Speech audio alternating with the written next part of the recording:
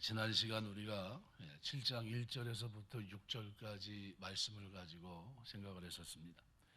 성도의 삶은 네 개의 뿌다로 이루어져 있다. 네 개의 뿌다. 제일 먼저 복습 한번 해볼까요? 기쁘다. 그죠? 구원받은 기쁨, 그죠? 감격, 구원의 즐거움, 이 기쁘다의 삶입니다. 성도의 삶은 항상 기뻐해야 됩니다. 또 그다음 뭡니까? 스데반 얼굴이 천사와 같이 성령 충만한 모습으로 변했습니다. 예쁘다, 예쁘다. 예수 믿으면 우리가 아이들이 성장하면서 어떻게 큽니까?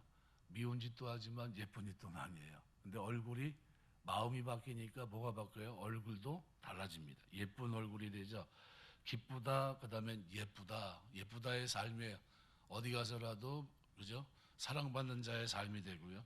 그다음에 구원받은 자는 어떻게 해요? 하나님의 은혜에 부응하기 때문에 은혜에 보답하는 그런 삶을 살아갑니다. 그래서 그 사람의 삶은 그냥 대충 안주하는 게 아니라 바쁩니다. 왜요? 하나님의 구원을 알기 때문에 하나님을 위한 열매 맺는 그 삶을 살아냅니다. 그래서 이 삶은 부지런하여 게으르지 말고 열심을 품고 주를 섬기는 삶입니다. 아주 바쁜 삶이에요. 그렇죠? 한 가지를 위해서 부름의 상을 위해 쫓아가는 삶입니다. 성령을 쫓아가게 되죠. 바쁜 삶이고. 그래서 바쁘다. 그 다음에 마지막은 뭡니까? 미쁘다는 거예요. 우리 주님이, 우리 하나님 어떤 분이십니까? 언약을 신실하게 이행하시는 그 하나님, 신실하신 분이에요. 그래서 그 하나님을 미쁘신 하나님이라고 표현해요. 우리는 어떤 사람이 되어야 됩니까? 미쁜 사람이 되어야 됩니다. 말과 행실에 있어서 진실하고 믿음직한 사람이 돼야 돼요. 우리 예수 믿는 사람들이 세상 사람들의 눈에 비칠 때 어떤 모습이 돼야 됩니까? 아니, 저 사람 말은 믿을 게 하나도 없어. 그러면 회개하셔야 돼요. 저 사람 말은 어떤 말을 해도 믿으면 돼. 이렇게 그런 진실한 모습이 돼야 됩니다. 그래서 제가 지난 시간에 와나메이커를 설명을 했죠. 미국 백화점 왕, 이 사람이 어떻게 살아갔는지. 그래서 그 사람의 일생 동안에 그 친구가 60년의 자기 삶을 들여다보면서 어떻게 너는 그렇게 다방면에 크게 성공한 인생을 살 수 있었냐? 23살부터 83세까지 그렇게 뭐 진짜 분주하게 살아갔던 그 삶.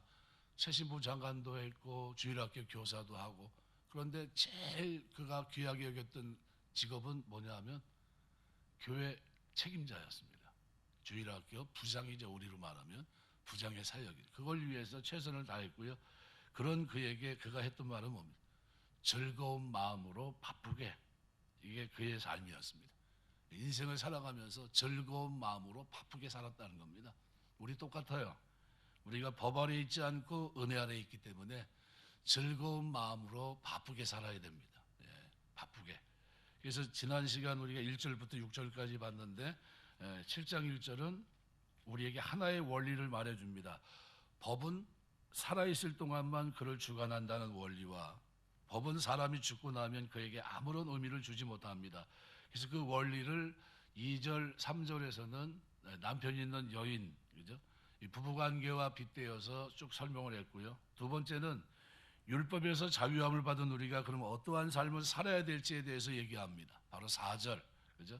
4절에 그리스도의 몸으로 말미암아 우리가 벗어나게 됐다. 그리고 4절 하반절에는 이는 다른 이곳 죽은 자 가운데서 살아나신 이에게 가서, 그러니까 새 남편에게 시집가기 위함이다라는 거죠. 우리로 하나님을 위해서 열매를 맺히게 하리 함이니라. 우리 인생이 완전히 달라졌습니다. 지난날에는 죄의 열매였다면 이제는 성령의 거룩한 열매를 맺으며 이 땅을 살 수 있습니다. 율법의 저희함을 받은 우리는 그죠? 거룩함에 이르는 열매를 맺으며 사는 게 맞습니다. 그리고 마지막 5절, 6절에서는 우리의 과거 모습과 그리고 현재 모습을 비교하면서 조명합니다. 5절은 과거에 대해서, 그리고 6절은 현재를 이렇게 그대로 설명해 주고 있습니다. 그래서 이제는 우리가 얽매였던 것에 대해서 죽었으므로 율법에서 벗어났으니 이러므로 우리가 영의 새로운 것으로 섬길 것이요 하면서 쭉 설명했습니다. 오늘은 7절 한 절 말씀을 우리가 묵상하면서 은혜를 나누려고 합니다. 그런즉 우리가 무슨 말을 하리요? 율법이 죄냐? 그럴 수 없느니라. 메 게노이트, 그럴 수 없느니라 라고 하는 이 단어는 자구적으로는 결코 그런 일은 일어나지 않는다. 그래서 NASB 성경에서는 may never be 이렇게 되어 있습니다. NIV 성경은 이 부분을 문맥적으로 결코 그럴 수 없다보다 강한 의미를 나타내는 것으로 봅니다. 그래서 for from it 이렇게 되어 있습니다. 이것은 율법이 근본적으로 좋지 못하다든가 잘못된 것일 수 있다는 일부 사람들의 생각을 강하게 부정한 표현입니다. 율법이 죄냐? 그럴 수 없다는 겁니다. 이러한 뉘앙스를 살리기 위해서 루터는 아예 말도 말라 이렇게 얘기해요. 다 세이 포네라고 하는 단어로 번역을 해놨습니다. 그러니까 우리가 율법이 죄냐? 그럴 수 없다는 겁니다. 율법에 대해 죽어야 된다고 4절에서 얘기했고 율법을 무익하고 쓸데없는 것으로 생각하거나 혹은 죄 정욕에 율법으로 말미암는다고 해서 율법이 죄를 조장한다고 생각해서는 안 된다는 거예요. 율법을 주신 분은 누굽니까? 하나님이세요. 율법의 모든 규정이 하나님의 뜻을 반영한다는 사실에 주목해야 됩니다. 만약에 율법이 무가치하거나 또는 죄를 조장하는 것이었다고 한다면 예수님께서 이미 그 율법을 이 땅에 오셨을 때 폐했을 겁니다. 그런데 그분은 자신이 율법을 폐하러 온 것이 아니라 완전하기 위해 왔다. 마태복음 5장 17절 18절에 분명히 선언합니다.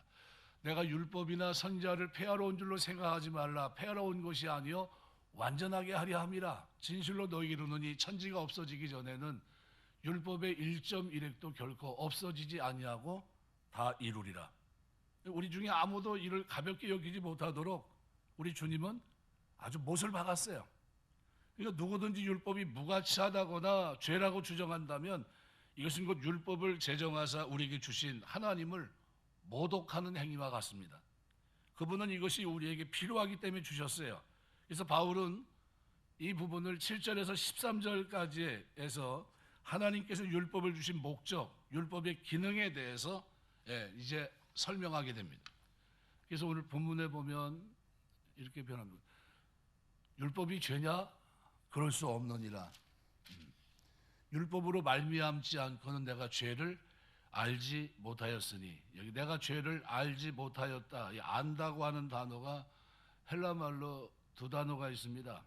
오이다라는 단어가 있고 기노스코라는 단어가 있어요. 여기 쓰인 단어는 기노스코라는 단어입니다. 오이다라고 하는 단어는 직관에 의해서 아는 것을 나타낼 때 쓰는 것이고요. 기노스코라는 단어는 관찰과 경험에 의해서 아는 것을 나타냅니다. 율법으로 말미암지 않고는 여기 이 귀결절 기능을 이게 하죠. 내가 죄를 알지 못하였다. 율법이 아니었다면 죄를 알지 못했을 거다. 고대 헬라어 문헌에서 이 동사 기노스코는 사람이나 사물, 상황 등을 감각, 특히 시각으로 알아차리다 또는 인식하다라는 기본 의미 외에도 세밀한 관찰을 통해서 구별하다, 인격적 교류를 통해 알다, 또 논리적인 사고 과정을 통해서 상황을 파악하다라는 그런 뜻이 있습니다.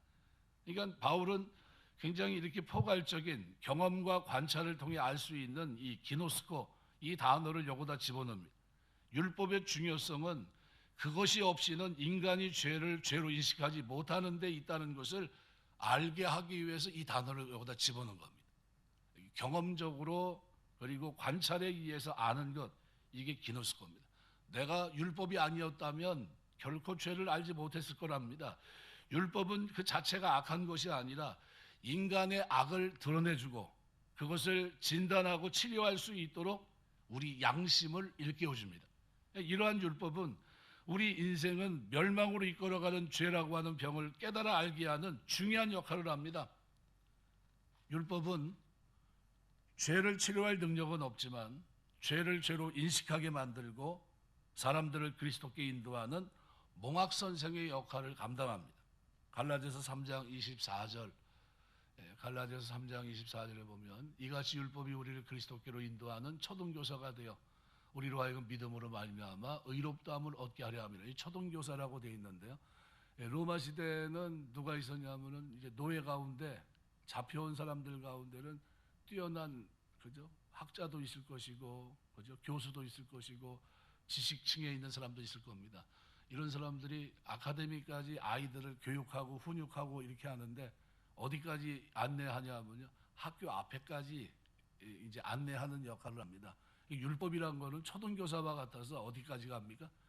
그 앞에까지만 그리스도에게 갈 수 있도록 하는 역할을 그가 한다, 이런 얘기입니다.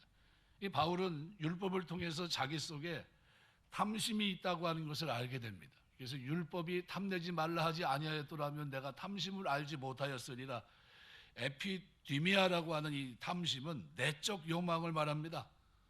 10계명 가운데 다 어떻게 해요? 행위에 대해서 1계명부터 9계명까지 얘기하고 있는데 10번째 계명은 뭡니까? 내면적인 겁니다. 내적인 욕망입니다. 이 탐심을 예로 든 것은 10계명 가운데 하나님과 동시에 첫사람 아담과 하와로 하여금 인류 최초의 범죄를 저지르게 된 원인이 뭡니까? 바로 이 탐심입니다. 창세기 2장 17절에 보면 선악을 알게 하는 나무 열매는 먹지 말라. 내가 먹는 날은 반드시 죽으리라 하시니라. 근데 3장에 보시면 1절에서 7절까지 보시면요. 근데 뱀이 여호와 하나님 지으신 들짐승 중에 가장 간교하더라. 뱀이 여자에게 물어 이르되 하나님이 참으로 너에게 동산 모든 나무 열매를 먹지 말라 하시더냐. 여자가 뱀에게 말하되 동산 나무 열매를 우리가 먹을 수 있으나 동산 중앙에 있는 나무 열매는 하나님의 말씀에 너희는 먹지도 말고 만지도 말라. 너희가 죽을까 하노라 하셨느니라. 뱀이 여자에게 이르되 너희가 결코 죽지 아니하리라. 너희가 그것을 먹는 날에는 너희 눈이 밝아져 하나님과 같이 되어 선악을 알 줄 하나님이 아심이니라. 여자가 그 말을 듣고 보는 거죠. 나무를 보니까 먹은직도 하고 보암직도 하고 지혜롭게 할 만큼 탐스럽기도 한 나무인지라. 여자가 그 열매를 따먹고 자기와 함께 있는 남편에게도 주매 그도 먹은지라. 이에 그들의 눈이 밝아져 자기들이 벗은 줄을 알고 무화과 나무 잎을 엮어 치마를 삼았더라, 이렇게 기록합니다. 그러니까 강력하고 집요한 인간 본성이기 때문에 이 탐심은 아주 큰 문제가 있죠. 로마서 5장 13절에 보면 죄가 율법이 있기 전에도 세상에 있었으나 율법이 없을 때에는 죄를 죄로 여기지 아니하였느니라. 그렇죠? 율법이 아니었다면 우리가 죄가 죄인지도 모르고 살다가 영원히 멸망당할 뻔했죠. 갈라디아서 3장 19절 그런즉 율법이 뭐냐? 범법함으로 더하여진 것이라. 천사들을 향하여 한 중보자의 손으로 베푸신 것인데 약속하신 자손이 오시기까지 있을 것이라. 그죠? 또 디모데서 1장 9절에 보면 이렇게 표현합니다. 알 것은 이것이 율법은 옳은 사람을 위하여 세운 것이 아니요 오직 불법한 자와 복종하지 아니하는 자와 경건하지 아니한 자와 죄인과 거룩하지 아니한 자와 망령된 자와 아버지를 죽이는 자와 어머니를 죽이는 자와 살인하는 자며, 이렇게 얘기합니다. 그러니까 하나님께서는 인간으로 하여금 죄를 죄로 명확하게 알게 하면서 인간들이 죄 범한 것을 억제하기 위해서 율법을 주신 겁니다. 그러니까 율법의 기능은 죄를 깨닫게 하는 데 있습니다. 인간이 율법을 지키려 하면 할수록 인간은 자신의 죄인됨을 깨달을 뿐입니다. 그래서 바울은 로마서 3장 20절에서 이렇게 얘기해요. 그러면 율법의 행위로 그의 앞에 의롭다 하심을 얻을 육체가 없나니 율법으로는 죄를 깨달음이니라. 이게 율법이 악한 것이 아니고 율법으로 의롭다 하심을 얻을 수 없다는 것을 우리가 압니다. 그렇죠? 하지만 율법으로 이것은 우리에게 어떤 역할을 합니까? 죄를 깨닫게 하는 역할을 합니다. 그러니까 이것이 얼마나 큰 은혜예요. 이걸 깨닫지 못했다면, 그죠? 깨닫는 것과 깨닫지 못하는 것 차이는 어마어마합니다. 그래서 이걸 깨닫게 됐기 때문에 하나님 앞에 오라 나는 권고한 자라 이 사망의 늪에서 누가 나를 건져내랴 탄식하며 나가게 되는 겁니다. 오늘 7절에 기록한 대로 율법이 죄냐? 바울이 사용한 논법부터 생각해 봐야 됩니다. 그런즉 우리가 무슨 말하리요? 율법이 죄냐? 그럴 수 없느니라. 이미 6장 1절에서 그런즉 우리가 무슨 말하리요? 은혜를 더하게 하려고 죄에 거하겠느냐? 그럴 수 없느니라, 이렇게 얘기했거든요. 그러니까 다른 점은 6장 1절과 7장에서는 율법을 거론하고 있고 6장에서는 죄를 다루고 있습니다. 죄. 6장에서는 무율법주의자들의 무법한 행실에 대해서 그것이 왜 잘못된 것인가 이거를 설명한 것이고요. 7장에서는 반대로 율법주의자들을 염두에 두고 율법을 주신 목적 기능에 대해서 설명하고 있는 겁니다. 그래서 세 가지 기능이 있습니다. 하나님이 율법을 주신 첫 번째 목적은 악을 억제하기 위해서. 대대로 노예 생활하던 이스라엘 백성들에게 율법이 없었다면 그들의 죄악이 어떠했겠습니까? 애굽에서 나왔지만 애굽의 모든 죄를 그대로 답습했을 겁니다. 그죠? 그것이 죄인 줄 알았기 때문에 버리는 거죠. 율법은 그들의 죄악을 억제하는 데 효과가 있습니다. 두 번째는 죄를 깨닫게 하기 위해서입니다. 로마 3장 20절 말씀대로 율법으로는 죄를 깨달음이니라 그랬습니다. 오늘 본문에서도 율법으로 말미암지 않고는 내가 죄를 알지 못하였으니 라고 말합니다. 또 세 번째는 율법을 주신 목적이 뭐냐면 율법이 몽학선생이 되어 우리를 그리스도에게로 인도하는 데 있습니다. 얼굴이 더러운 것이 묻은 것을 안 사람이 물과 비누를 찾아요. 왜? 씻어야 되니까요. 자신이 죄인됨을 깨달은 사람이 오라 나는 곤고한 사람이구나. 이 사망의 몸에서 누가 나를 건져내랴. 구세주를 필요로 하고 복음을 받아들이도록 하는데 목적이 있는 겁니다. 목적이. 이게 사실 대부분의 사람들이 율법에 대한 잘못 이해를 가지고 있을 수 있습니다. 율법하면 지긋지긋한 거죠. 우리를 속박하고 종되는 정죄하고 지옥에 떨어지게 하는 나쁜 것이고 그래서 죄라는 것입니다. 이런 율법관으로 결론 내리기가 쉽상입니다.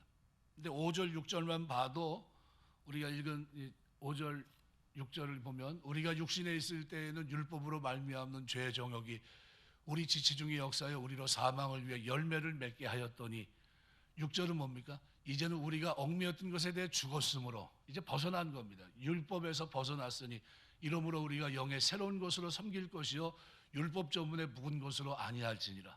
이제는 마음을 다해서 하나님을 섬길 수 있는 사람이 된 겁니다. 그래서 이 6절 말씀대로 이제는 우리가 얽매였던 것에 대해서 죽었으므로 율법에서 벗어났다. 율법이라는 말만 들어도 몸서리가 쳐지고 율법은 쳐다보기도 싫은 그런 대상처럼 여겨집니다. 그래서 생각하기를 율법이 나쁜 것으로 바울의 말을 오해하고 있었던 거죠. 그렇게 생각하는 그들에게 바울이 묻습니다. 율법이 죄냐? 그럴 수 없다는 거예요.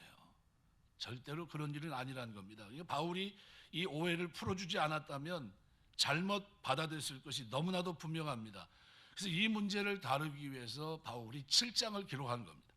율법은 우리와 어떤 관계가 있습니까? 이 문제를 근본적으로 알아보려면 율법이 있기 전 훨씬 전에 에덴 동산으로 가봐야 됩니다.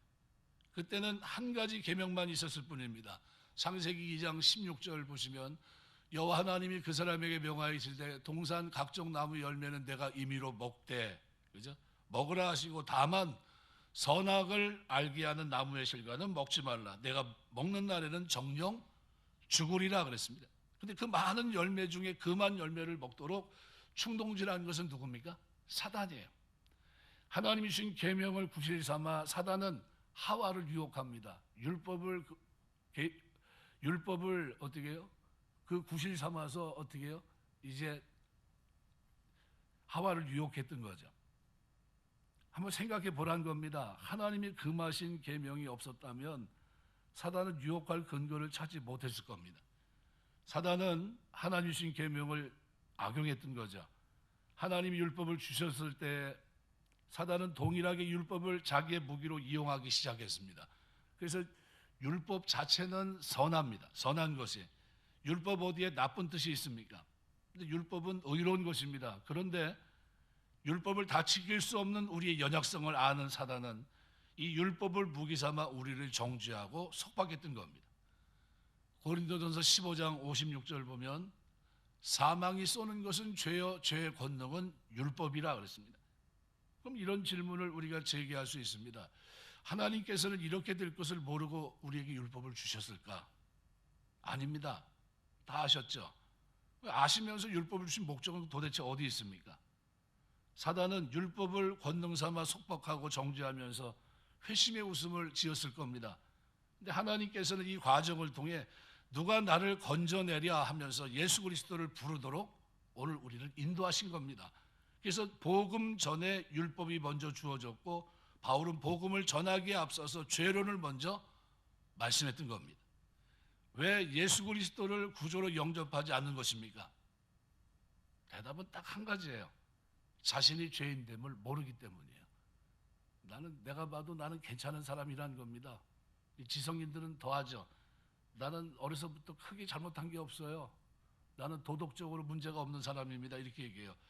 불신자들의 가장 비극적인 사실은 자신이 하나님 앞에 죄인임을 알지 못하는 데 있습니다. 문제는 교회 안에 있는 무리들이 율법을 거쳐서 복음에 이르렀냐 하는 거죠. 죄를 모르면 은혜도 모릅니다. 죄를 조금밖에 모르면 은혜도 조금밖에 모르고요. 율법에 멍들어 고통을 느낀 사람만이 치료의 고마움을 알게 됩니다. 다른 말로 표현하면 질병, 중한 병에 한번 걸려서 치료받은 사람은 그게 얼마나 아픈 건지 압니다. 얼마나 힘든 건지. 율법의 결박을 당해본 사람만이 자유함의 기쁨을 깨닫게 되고, 율법으로 말미암아 지옥에까지 떨어져 본 사람만이 구원의 감사를 가지게 되는 거죠. 그래서 그런즉 우리가 무슨 말하리요? 율법이 죄냐? 그럴 수 없다는 거예요. 우리 상태를 마치 엑스레이처럼 정확하게 드러냅니다. 그래서 7장 7절은 마음으로 범죄하는 죄에 대해서 얘기합니다. 율법이 탐내지 말라 하지 아니하였다면 내가 탐심을 알지 못하였으리라. 마음으로 생각하고 범하는 죄 때문에 괴로워하고 고민해 본 적이 있습니까? 이걸 가지고 고민을 한번 해보셔야 돼요. 진짜 신앙이.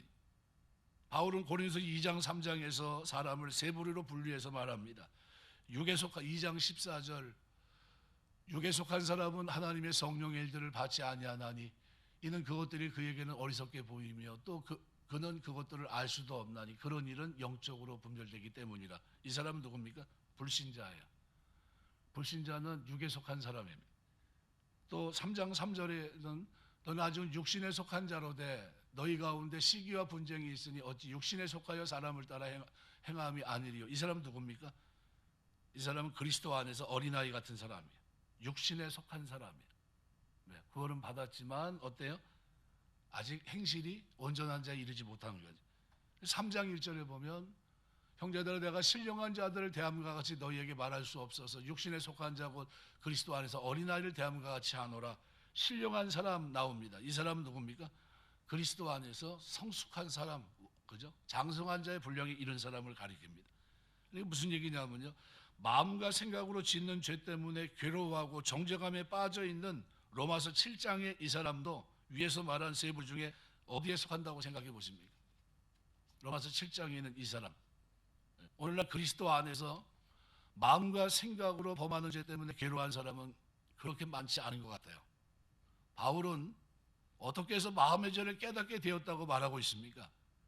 율법이 탐내지 말라 하지 아니하였더라면 내가 탐심을 알지 못하였으리라.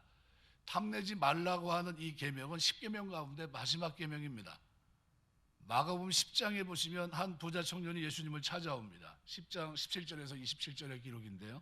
특별히 10장 20절의 고백대로 그가 여짜오되 선생님의 이것은 내가 어려서부터 다 지켰나이다. 이렇게 얘기해요. 그죠? 그러니까 어떻게 보면 자신만만했죠. 누가복음 18장에 보면 바리새인은 성전에 기도로 올라가서 한바탕 자랑을 들어놓습니다. 그의 기도 내용을 들어보면 내가 율법이 정해놓은 것보다 나는 더 지켰다고 얘기해요. 나는 문제가 없다는 겁니다. 사도 바울은 빌립보서 3장 6절에서 율법의 의로는 흠이 없는 자라 이렇게 얘기합니다. 아주 자부심이 가득했던 사람입니다. 그랬던 바울이 충격적인 사건이 벌어집니다. 가장 시시하게 여겼던 10계명 중에 10번째 계명인 탐내지 말라는 말씀이 새롭게 조명되는 날이 그에게 온 겁니다. 언제요? 이 탐심이라는 거죠. 이것은 외적인 행동으로 범하는 죄가 아니라 마음으로 범하는 죄입니다. 이 마음의 문제였던 거죠. 그럼 그렇다면 나는 어떻습니까? 간음하지 아니하였다고 장담했지만 나는 음심을 품었고 살인하지 않았노라고 큰소리쳤지만 마음으로 형제를 얼마나 미워했던가. 그죠? 스데반을 죽일 때 그는 옷을 지키는 사람입니다. 돌을 던지지 않았어도요 옆에서 그가 죽는지 안 죽는지 지켜본 사람이에요. 도둑질하지 않았노라 자부했던 내가 얼마나 많은 탐심을 품었던가라는 거죠. 살인자요, 간음자요, 도둑질한 자요, 거기에다 겉으로는 거룩한 척했던 위선자고 남을 판단하는 재판장 노릇까지 하고 있었으니까 아나 무인격으로 교만했던 이 바울은 그만 땅바닥에 뒹굴입니다. 엎어져요. 비로소 바울은 자신의 이 탐심 때문에 하나님 앞에 항복합니다.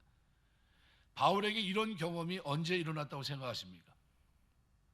다메섹 도상에서 해보다 더 밝은 빛, 현현하신 주님을 만나면서 그를 비추었을 때, 그 빛 앞에 섰을 때 그 빛이 바울을 조명하며 주었을 때 대수롭지 않게 여겼던 10번째 계명인 탐심은 그가 새롭게 자기 인생을 바꾸게 됩니다. 제사장, 서기관, 바리새인들은 그것을 몰랐습니다. 그들은 마음으로 짓는 죄에 대한 관심이 없었어요. 죄로 여기지 않았습니다.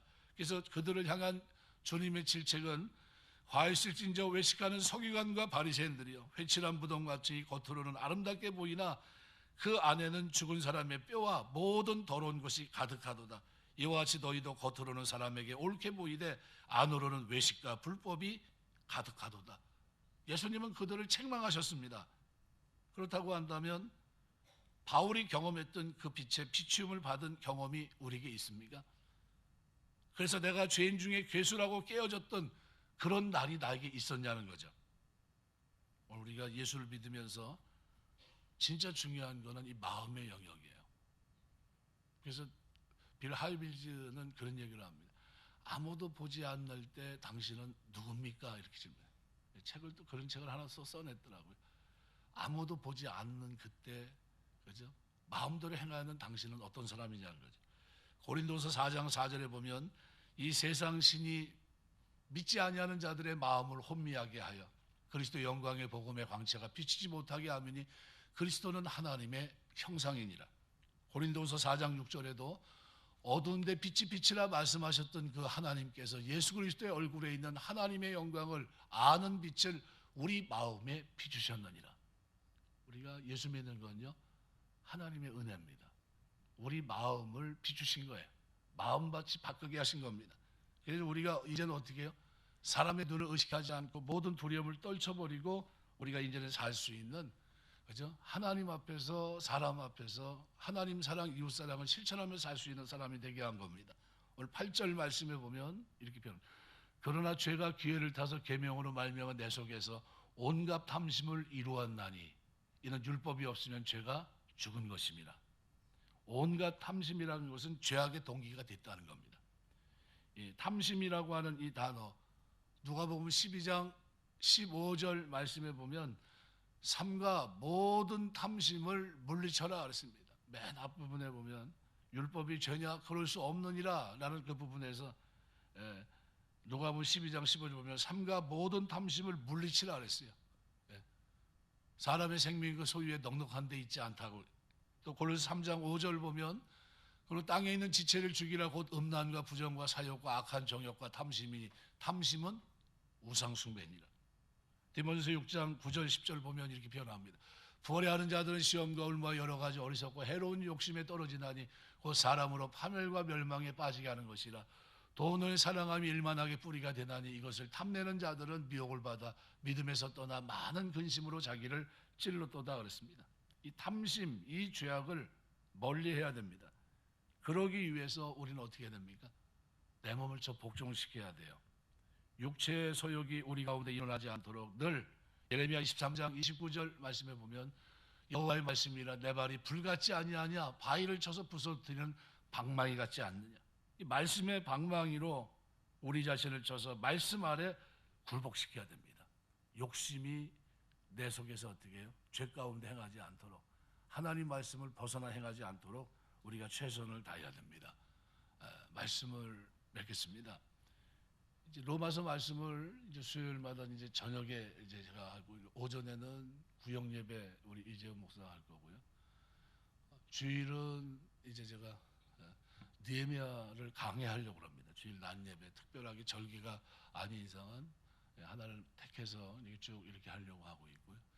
주일 오후는 예배소서 말씀이 끝나면 이제는 성경 이제는 우리가 이제 교육을 좀 하려고 합니다.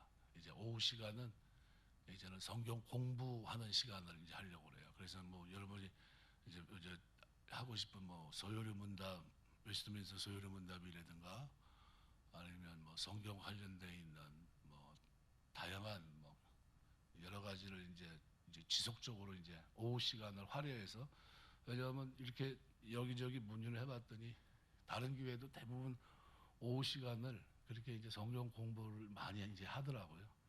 근데 이제 우리 교회도 좀 성경 공부를 해야 될 분들이 많이 있고 특별히 남자분들을 중점적으로 좀 신앙이 좀 자라가기 위해서는 기본 바탕이 좀 있어야 되는데 바탕이 없는 분들이 많아요. 교회는 나오긴 나오지만 믿음이 들어가지 않고 그래서 그 기본적인 거 그래서 전체적인 거를 이제 앞으로 지속적으로 아마 계속 할 것 같습니다. 그래서 이제는 바뀌지 않을 것 같아요. 그래서 금요일은 기도와 관련된 걸 이제 우리가 기도하면서 할 거고요. 그래서 주로 이제 주일 오후 시간은 우리가 꼭 참여해서 이제 성경 교육을 받을 수 있도록 이렇게 해야 되지 않겠나 생각이 됩니다. 저는 이제 그런 형태로 이제 진행하려고 합니다. 그래서 우리 교회는 왜 성경 공부 안 해요? 이렇게 물어보시는 분이 있어요. 그래서 이제 성경 공부를 좀 제대로 좀 하려고 이제 좀 준비하는 가운데 있습니다. 그래서 꼭 기억하시고 기도해 주시면 좋을 것 같습니다. 오늘 읽은 이 말씀대로 우리 7절 기록한 대로 율법이 없었다고 한다면 우리가 죄를 알지 못했을 겁니다. 네. 그죠? 그렇다면 우리가 하나님 앞에 그리스도의 필요성을 느끼지 못했을 것이고요. 죄 문제가 해결되지도 않았을 확률이 되게 높습니다. 그런데 감사한 것은 우리가 그리스도 안에서 나의 죄를 보고 하나님 복음을 받아들이고 회개하고 하나님의 자녀가 돼서 하나님 백성으로 이 땅을 살게 됐다는 거죠. 우리가 이렇게 짧게 해서 이렇게 되지만 이 전체를 우리는 구원의 서정이라고 합니다. 하나님 미리 아신 자들을 택하신 그들을 부르시고 부르신 그들을 의롭다 하시고 의롭다 하신 그들을 영화롭게 하는 이 일련의 과정 속에 오늘 우리가 있는 거죠. 그래서 오늘 내가 예수 믿고 하나님의 자녀가 된 건 은혜입니다.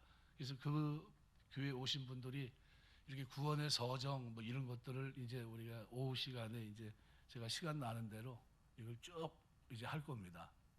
많이 도움이 될 줄 믿습니다. 그래서 그분들이 중요한 건 뭡니까? 자꾸 참석해서 들어야 돼요.